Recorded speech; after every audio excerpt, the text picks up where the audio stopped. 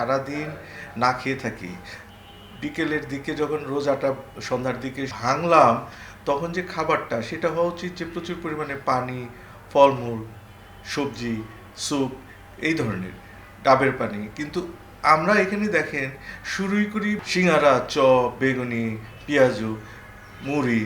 এইটা কিন্তু হচ্ছে আমাদের ট্র্যাডিশন, মানে আমাদের এখানে এটা সবাই খায়, আমিও খাই।